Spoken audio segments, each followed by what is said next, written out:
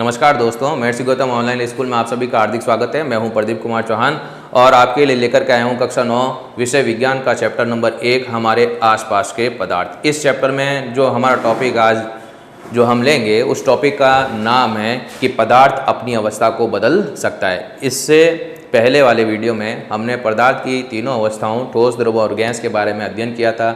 उनमें अंतर जो होते हैं वो कौन कौन से पाए जाते हैं उनके बारे में पढ़ा। तो आज हमारा जो टॉपिक है वो ये है कि पदार्थ अपनी अवस्था को बदल सकता है। तो दोस्तों, पदार्थ अपनी अवस्था को बदल सकता है, यानी कि ठोस से जो है द्रव, द्रव से गैस और गैस से ठोस जो है, इस तरीके से पदार्थ की जो अवस्थाएं होती हैं उनमें अंतरा रूपांतरण होता है। और ये अंतरा रूपांतरण तब होता है जब हम ताप में परिवर्तन करते हैं या फिर दाब में परिवर्तन करते हैं।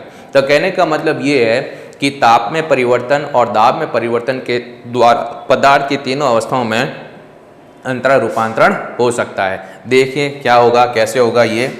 तो हम पढ़ रहे हैं पदार्थ अपनी अवस्था बदल सकता है। तो हमने क्या कहा कि तापमान में परिवर्तन और दाब में परिवर्तन के द्वारा पदार्थ की तीनों अवस्थाओं का क्या हो सकता है, अंतरा रूपांतरण हो सकता है। तो हम यहाँ पे लिख सकते हैं, क्या लिख सकते हैं कि तापमान में परिवर्तन, तापमान में परिवर्तन, ठीक है, और दाब में परिवर्तन। तापमान में परिवर्तन और किस में परिवर्तन, दाब में परिवर्तन के द्वारा पदार्थ की तीनों अवस्थाओं, यानी ठोस, द्रव और गैस तीनों अवस्थाओं, पदार्थ की तीनों अवस्थाओं में क्या होता है, अंतरा रूपांतरण। तीनों अवस्थाओं में अंतरा रूपांतरण होता है। तीनों अवस्थाओं में क्या होता है, अंतरा रूपांतरण होता है। अब ये पदार्थ की तीनों अवस्थाओं में अंतरा रूपांतरण होता है, वो कैसे होता है, क्या होता है, वो आप देखेंगे। यहाँ पे इस चित्र में आप देख सकते हैं हमने पदार्थ की तीनों अवस्थाओं के नाम लिखे हैं, ठोस, गैस और क्या लिखा है, द्रव। ठीक है। अब आप देखेंगे कि जब कोई ठोस द्रव अवस्था में बदलता है, ठोस पिघल करके क्या बन जाता है, द्रव बन जाता है, तो इसको कहा जाता है संगलन। इसको क्या कहेंगे हम, संगलन कहेंगे। ठोस का द्रव में बदलना क्या कहलाता है, संगलन कहलाता है। इसी तरीके से जब कोई द्रव ठोस में बदल जाता है, जैसे कि जल है, जल को अगर हम जमाते हैं तो वो बर्फ बन जाता है, ठोस अवस्था को प्राप्त कर लेता है, तो ये कहलाता है यहाँ पर जमना। क्या कहलाएगा, जमना, या फिर इसी को हम कह सकते हैं पिंडन। जमना या फिर क्या कह सकते हैं, इसको पिंडन भी कह सकते हैं। अब द्रव है, तो द्रव जब उबलने लगता है और वो भाप में या वाष्प में बदल जाता है या गैस में बदल जाता है, तो इसको क्या कहेंगे, द्रव का गैस में बदलना कहलाता है वाष्पीकरण। क्या कहलाता है, वाष्पीकरण। द्रव का किस में बदलना, गैस में बदलना क्या कहलाएगा, वाष्पीकरण कहलाएगा। ठीक है दोस्तों, तो ये कहलाएगा यहाँ पर वाष्पीकरण। क्या कहलाएगा, ये वाष्पीकरण कहलाएगा। द्रव का किस में बदलना, गैस में बदलना। और इसी तरीके से जब गैस को ठंडा किया जाता है तो वो धीरे धीरे पुनः जो है द्रव अवस्था में बदलना जो है प्रारंभ कर देती है। तो गैस का द्रव में बदलना क्या कहलाता है, संगनन कहलाता है। क्या कहलाता है, संगनन कहलाता है। क्या कहलाएगा, संगनन कहलाएगा। जैसे समुद्र का जो जल है सूर्य के प्रकाश की उपस्थिति में वाष्पीकृत होता है और ऊपरी वायुमंडल में चला जाता है। समुद्र के पानी का सूर्य के प्रकाश की उपस्थिति में तापमान की अधिकता में वाष्प में बदलना, तो ये तो हो गया वाष्पीकरण का उदाहरण। और यही जल वाष्प जब ऊपरी वायुमंडल में चली जाती है तो ऊपरी वायुमंडल थोड़ा ठंडा होता है, तो वहीं पर वो गैस जो है जमना शुरू हो जाती है, मतलब संघनित होना शुरू हो जाती है और बादलों का निर्माण कर देती है। तो ये क्या हो जाएगा, संघनन हो जाएगा। फिर गैस द्रव अवस्था में आए बिना सीधे ही किस में बदल जाती है, ठोस में बदल जाती है, तो इसको कहते हैं ऊर्ध्वपातन। इसको कहेंगे ऊर्ध्वपातन कहेंगे। और इसी तरीके से जब कोई ठोस द्रव अवस्था में परिवर्तित हुए बिना ही सीधे गैस में बदल जाता है तो इस प्रक्रिया को भी क्या कहा जाता है, ऊर्ध्वपातन ही कहा जाता है। तो इस तरीके से आप देख सकते हैं कि पदार्थ की तीनों अवस्थाओं में क्या होता है, अंतरा रूपांतरण होता है। ठोस का द्रव में बदलना संगलन कहलाता है, या द्रव का ठोस में बदलना जमना या पिंडन कहलाता है। द्रव का गैस में बदलना वाष्पीकरण कहलाता है। गैस का द्रव में बदलना संघनन कहलाता है। गैस का सीधे ही ठोस में बदलना ऊर्ध्वपातन कहलाएगा, या यूं कह सकते हैं ठोस का सीधे ही किस में बदल जाना, गैस में बदल जाना, ये भी क्या कहलाता है, ऊर्ध्वपातन कहलाता है। अब हम जो है तापमान में परिवर्तन के प्रभाव के बारे में और दाब में परिवर्तन के प्रभाव के बारे में पढ़ेंगे। देखिए, तापमान में जब परिवर्तन किया जाता है तब क्या प्रभाव पड़ता है पदार्थ की अवस्था पर। जैसे मान लीजिए कोई ठोस है, जब हम क्या करते हैं कि जब किसी ठोस पदार्थ को ऊष्मा प्रदान करते हैं, यानी कि तापमान में क्या करते हैं, वृद्धि करते हैं, उसको ऊष्मा प्रदान करते हैं, तब हम क्या देखते हैं कि ठोस के जो कण होते हैं उन कणों की गतिज ऊर्जा बढ़ जाती है और जो कण हैं उनमें कंपन होना शुरू हो जाता है। और आपको पता है कि ठोस के जो कण होते हैं उनके बीच में दूरी जो होती है वो नगण्य होती है, कण बहुत पास पास में स्थित होते हैं, उनके बीच में जो आकर्षण बल होता है वो बहुत ही अधिक प्रबल होता है। तो ये ऊर्जा जब इतनी हो जाती है कि जो कण हैं, इस कणों के बीच में पाए जाने वाले जो आकर्षण बल है उसको वो ऊर्जा क्या कर देती है, दुर्बल कर देती है, और कणों के जो बंध होते हैं वो कैसे हो जाते हैं, ढीले हो जाते हैं। तो कणों के बीच की दूरी क्या हो जाती है, बढ़ जाती है, और कण थोड़े अधिक स्वतंत्र होकर के गति करना शुरू कर देते हैं। तब हम कह सकते हैं कि ठोस पिघल करके किस में बदल जाता है, द्रव में बदल जाता है। और इस तरीके से हम कह सकते हैं कि जिस तापमान पर ठोस पिघलकर द्रव बन जाता है उसे क्या कहा जाता है, गलनांक कहा जाता है। क्या कहा जाता है उसको, गलनांक। तो ये सब हम पढ़ेंगे तापमान में परिवर्तन के प्रभाव के अंतर्गत। तो शुरू करते हैं अगला टॉपिक, जिसका नाम है, क्या नाम है जिसका नाम है ताप में परिवर्तन। तापमान में परिवर्तन का प्रभाव। तापमान में परिवर्तन का प्रभाव, ये टॉपिक हम इसमें ले रहे हैं, पहला टॉपिक। तो इसमें हम क्या कहेंगे, इसमें हम ये कहेंगे, क्या कहेंगे, ये कहेंगे कि ठोस पदार्थ के ताप में वृद्धि की जाती है। ताप में क्या की जाती है, वृद्धि की जाती है। और ताप में जब वृद्धि करेंगे तो क्या होगा, जब ताप में वृद्धि की जाती है तब हम ये देखेंगे कि ठोस के कणों, किसके कणों, ठोस के कणों की गतिज ऊर्जा, कौन सी ऊर्जा, गतिज ऊर्जा बढ़ जाती है। अरे कौन सी ऊर्जा बढ़ जाती है, गतिज ऊर्जा बढ़ जाती है। और जब गतिज ऊर्जा बढ़ेगी तो कणों में क्या होने लगता है, कंपन होने लगता है, जिससे कणों में कंपन होने लगता है। क्या होने लगता है, कंपन होने लगता है। ठीक है, तो कणों की जब गतिज ऊर्जा बढ़ेगी तो कणों में क्या होने लगेगा, कंपन होने लगता है। और जो आकर्षण बल जो पाया जाता है, कणों का जो आकर्षण बल पाया जाता है, ऊर्जा उस आकर्षण बल को भी क्या कर जाती है, पार कर जाती है। ठीक है ना। अब लिखा जाता है कि तापमान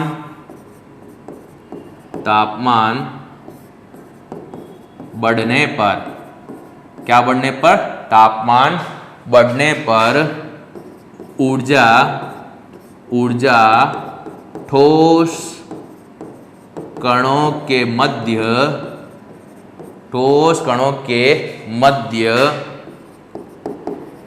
आकर्षण बल क्योंकि कणों के बीच में कौन सा बल पाया जाता है, आकर्षण बल पाया जाता है, उसको भी पार कर जाती है, यानी उससे ज़्यादा हो जाती है। ठोस कणों के मध्य आकर्षण बल को पार कर जाती है, पार कर जाती है, जिससे जो आकर्षण बल है वो क्या हो जाता है, दुर्बल हो जाता है। कणों के बीच में दूरी जो होती है वो बढ़ जाती है और कण अधिक स्वतंत्र होकर के गति करना शुरू कर देते हैं, पार कर जाती है। ठीक है, कणों के मध्य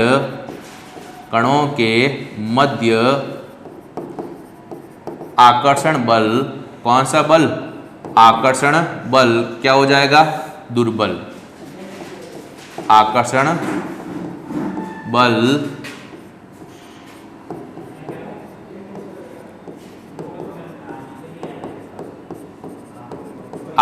बल दुर्बल हो जाता है, जिससे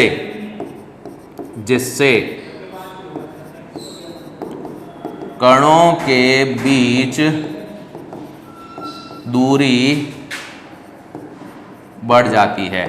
पहले कण पास पास में थे, अब कणों के बीच में क्या हो जाएगी, दूरी बढ़ जाती है, जिससे कण जो है अपने नियत स्थान को छोड़ करके थोड़ी स्वतंत्र, हम कह सकते हैं, गति करना शुरू कर देते हैं, बीच दूरी बढ़ जाती है।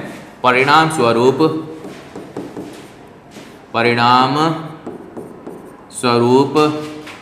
कण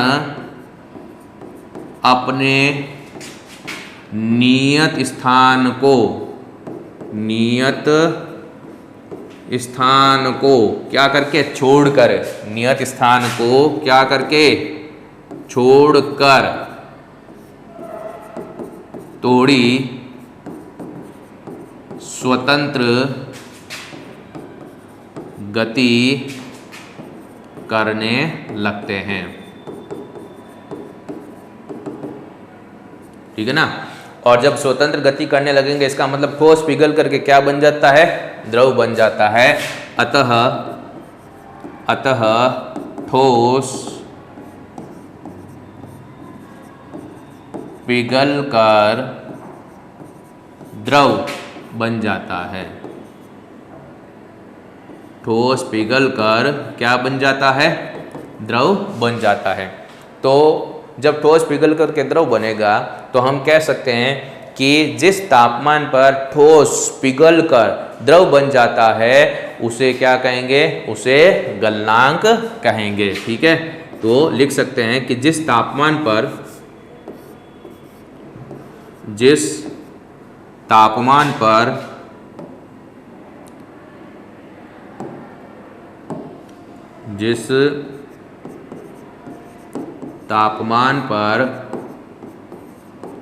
ठोस पिघलकर क्या बन जाता है, द्रव बन जाता है। ठोस पिघलकर द्रव बन जाता है, उसे क्या कहा जाता है, उसे गलनांक कहते हैं। उसे गलनांक कहते हैं। ठीक है दोस्तों, अगर आपसे पूछा जाए गलनांक किसे कहते हैं तो इसका उत्तर क्या दोगे कि जिस तापमान पर कोई ठोस पिघल करके द्रव बन जाता है उसे ही क्या कहा जाता है, गलनांक कहा जाता है। अच्छा, बर्फ के लिए गलनांक कितना होता है, बर्फ के लिए गलनांक होता है कितना, 0 डिग्री सेल्सियस। तो हम लिख सकते हैं यहाँ पर, क्या लिख सकते हैं कि बर्फ का गलनांक 0 डिग्री सेल्सियस या 273.16 केल्विन होता है। ठीक है, बर्फ का अगर गलनांक पूछे तो बर्फ का गलनांक कितना होता है, 0 डिग्री सेल्सियस, और केल्विन में पूछे तो 273.16 केल्विन होता है। देखिए दोस्तों कि जो तापमान जो है, तापमान का जो अंतर्राष्ट्रीय जो SI जो मात्रक होता है वो क्या होता है, केल्विन होता है। क्या होता है, केल्विन। और हमें पता है कि 0 डिग्री सेल्सियस बराबर होता है कितना, 273.16 केल्विन। लेकिन सुविधा की दृष्टि से दशमलव के बाद के जो अंक है वो लिखे नहीं जाते हैं और सीधा ही 0 डिग्री सेल्सियस बराबर माना जाता है कितना केल्विन, 273 केल्विन माना जाता है। तो हम इसमें लिख सकते हैं, क्या नोट करेंगे हम इसमें नोट कर सकते हैं कि तापमान का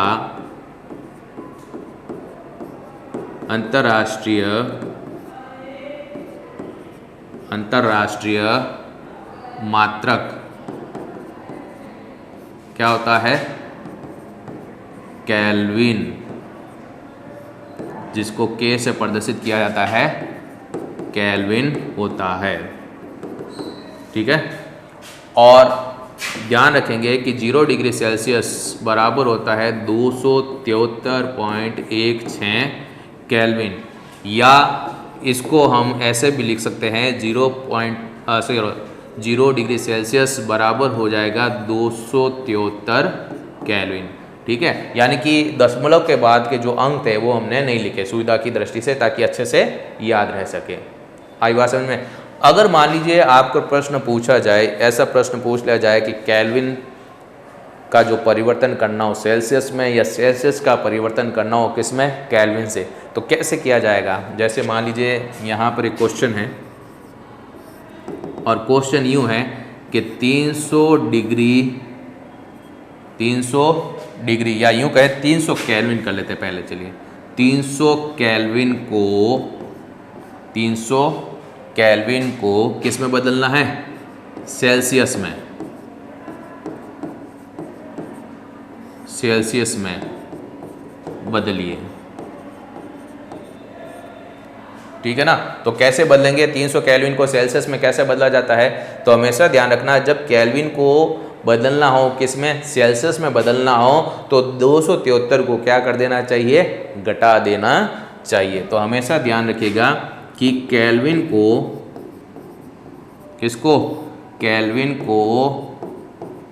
सेल्सियस में, केल्विन को किसमें? सेल्सियस में बदलने के लिए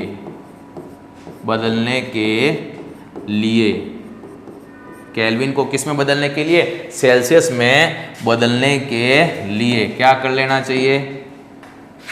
273 केल्विन को घटाना चाहिए। 273 केल्विन को क्या करना चाहिए? घटाना चाहिए। अब कैसे घटाना चाहिए वो आप देखोगे। अगर मैं यहाँ पर लिख देता हूँ क्या, 300 केल्विन है, अब इसको मैं सेल्सियस में बदलना चाहता हूँ तो -273, ठीक है ना, केल्विन जो है इसमें से क्या कर देता हूँ? घटा देता हूँ, तो पीछे रह जाएगा कितना? 27 डिग्री सेल्सियस। कितना रह जाएगा? 27 डिग्री सेल्सियस। तो केल्विन को अगर सेल्सियस में बदलना हो तो इसके लिए हमें क्या करना है कि केल्विन को सेल्सियस में बदलने के लिए उसमें से 273 को घटा देना चाहिए, तब हमें जो मान प्राप्त होगा वो किस में प्राप्त होता है? सेल्सियस में प्राप्त होता है। जैसे आप यहाँ देख सकते हैं कि 300 केल्विन को हमने सेल्सियस में बदला, तो इसके लिए हमने इसमें से किसको घटाया? 273 को घटाया। अब इसका उल्टा भी कर सकते हैं। कैसे? उल्टा प्रश्न यूं पूछा जा सकता है कि सेल्सियस को केल्विन में बदलिए, तो सेल्सियस को केल्विन में बदलने के लिए 273 को क्या कर देना चाहिए? जोड़ देना चाहिए। हमेशा ध्यान रखिएगा, क्या ध्यान रखना है आपको कि जब सेल्सियस को किस में बदलना हो? केल्विन में बदलना हो, ठीक है ना, सेल्सियस को किस में बदलना हो? केल्विन में बदलना हो, तब उसमें 273 को जोड़ना चाहिए। किसको जोड़ना चाहिए? 273 को क्या करना चाहिए? जोड़ना चाहिए। अगर मान लो कि आपसे प्रश्न पूछ लिया जाए कि 27 डिग्री सेल्सियस को केल्विन में बदलिए, ठीक है ना, 27 डिग्री सेल्सियस को किस में बदलिए? केल्विन में बदलिए। तो कैसे बदलोगे 27 डिग्री सेल्सियस को केल्विन में? कैसे बदलेंगे? सीधा सा उत्तर है। उत्तर क्या होगा इसका? बहुत ही सिंपल सा है कि 27 प्लस आप कर दोगे क्या 273, तो जो उत्तर आएगा वो कितना आ जाएगा 300 केल्विन। कितना आ जाएगा 300 केल्विन। तो इस तरीके से दोस्तों आप ध्यान रखिएगा कि हम कैसे केल्विन को सेल्सियस में बदलते हैं और कैसे सेल्सियस को केल्विन में बदलते हैं। अब आप देखें हमने अभी तक क्या पढ़ा, एक बार हम रिवाइज कर रहे हैं।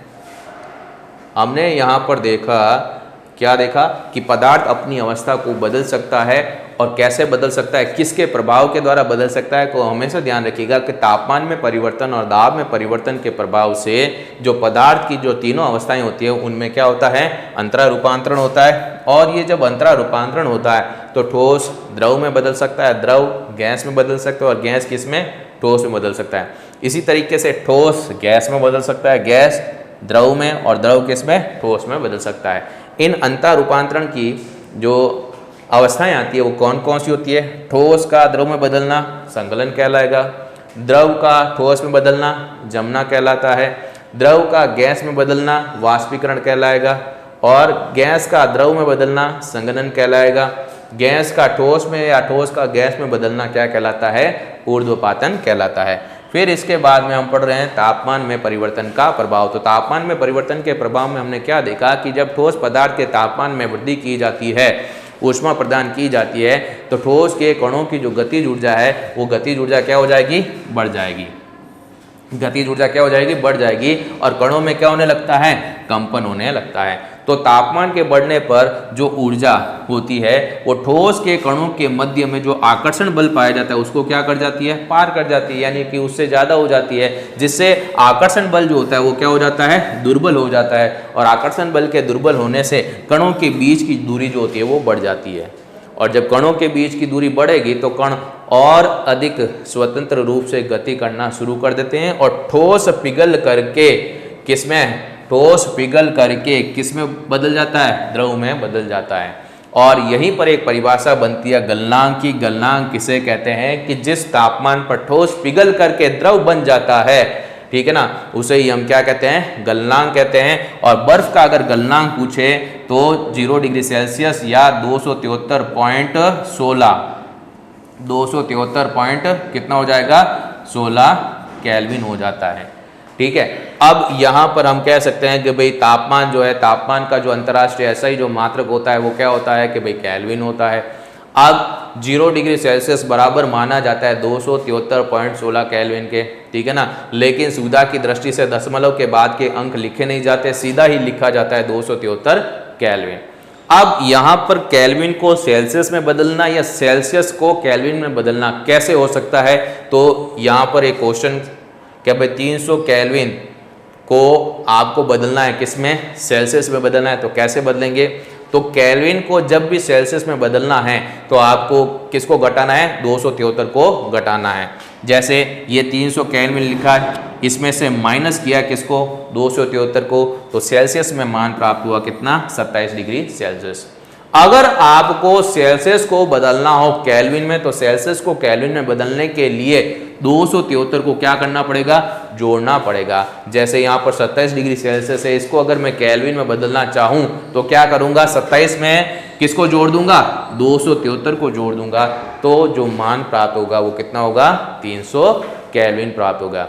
अब इसके बाद में हम क्या देखते हैं कि जब कोई ठोस पिघलता है तो उस पिघलने की प्रक्रिया में, ठोस के गलने की प्रक्रिया में तापमान में कोई बदलाव नहीं होता है, ऊष्मा में कोई परिवर्तन नहीं होता। तो आखिरकार ये ऊष्मा कहाँ जाती है, तो हमेशा ध्यान रखिएगा कि जब ठोस पिघल करके द्रव बनता है तो उस समय ठोस के जो कण होते हैं, कणों के बीच में जो आकर्षण बल पाया जाता है, उस आकर्षण बल को दुर्बल करने के लिए, उस आकर्षण बल को तोड़ने के लिए, ठीक है ना, वो ऊष्मा जो होती है ठोस के कणों द्वारा क्या की जाती है, अवशोषित की जाती है। तो ऐसा माना जाता है कि जो पात्र है, जो बीकर है, उसमें ली गई सामग्री में ये जो ऊष्मा होती है ये क्या होती है, छिपी हुई रहती है, और इसी को क्या कहते हैं, गुप्त ऊष्मा कहते हैं। क्या कहेंगे इसको, गुप्त ऊष्मा कहेंगे। तो गुप्त ऊष्मा क्या होती है, प्रसुप्त ऊष्मा क्या होती है, और किस तरीके से वाष्पीकरण की जो है क्रिया होती है, ये सब हम जानेंगे अगले वीडियो में। तब तक के लिए नमस्कार।